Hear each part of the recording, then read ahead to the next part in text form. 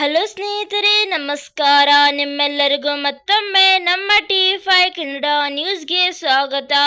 ಸ್ನೇಹಿತರೆ, ನಾವು ಇವತ್ತು ರೈತರಿಗಾಗಿ ಒಂದು ಬಿಗ್ ಶಾಕ್ ಅನ್ನ ತಂದಿದ್ದೇವೆ. ಹೌದು ಸ್ನೇಹಿತರೆ, ಹಾಗಾದರೆ ಏನು ಆ ಸುದ್ದಿ ಎಂದು ತಿಳಿಯುವ ಮುನ್ನ ನೀವು ಇನ್ನೂ ಆದರೂ ನಮ್ಮ ಚಾನಲ್ಗೆ ಸಬ್ಸ್ಕ್ರೈಬ್ ಮಾಡಿಲ್ಲವೆಂದರೆ ಈ ಕೂಡಲೇ ಸಬ್ಸ್ಕ್ರೈಬ್ ಮಾಡಿ. ಹಾಗಾದರೆ ಬನ್ನಿ ಫ್ರೆಂಡ್ಸ್, ಆ ಒಂದು ಮಾಹಿತಿ ಏನೆಂದು ತಿಳಿದುಕೊಳ್ಳೋಣ.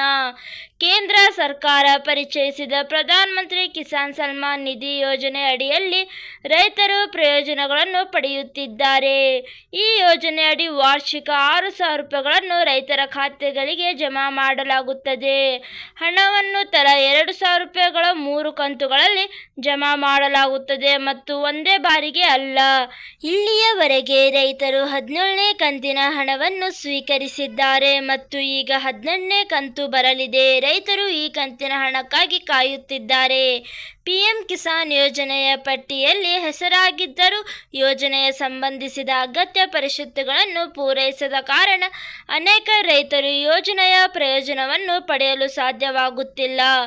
ಯೋಜನೆಗೆ ಸಂಬಂಧಿಸಿದ ಎಲ್ಲ ಪರಿಷತ್ತುಗಳನ್ನು ಪೂರೈಸಿದ ರೈತರ ಖಾತೆಗಳಿಗೆ ಕೇಂದ್ರ ಸರ್ಕಾರ ಕಂತುಗಳನ್ನು ಜಮಾ ಮಾಡುತ್ತಿದೆ.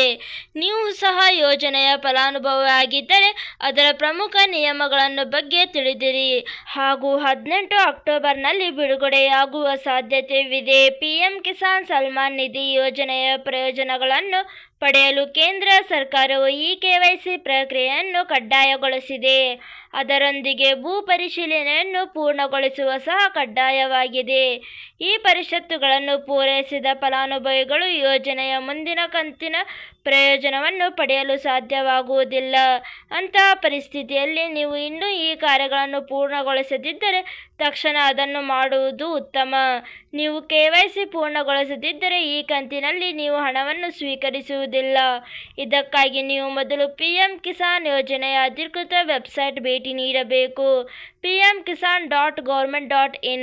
ಹಾಗಾದರೆ ಸ್ನೇಹಿತರೆ, ಕೂಡಲೇ ಈ ಒಂದು ಕೆಲಸವನ್ನು ಮಾಡಿ ಮತ್ತು ಪಿಎಂ ಕಿಸಾನ್ ಹಣದ 6,000ವನ್ನು ನಿಮ್ಮ ಖಾತೆಗೆ ಪಡೆದುಕೊಳ್ಳಿ.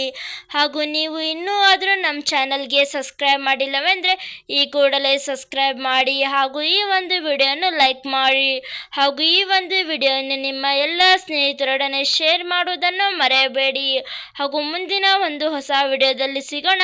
ಅಲ್ಲಿ ತನಕ ಧನ್ಯವಾದಗಳು.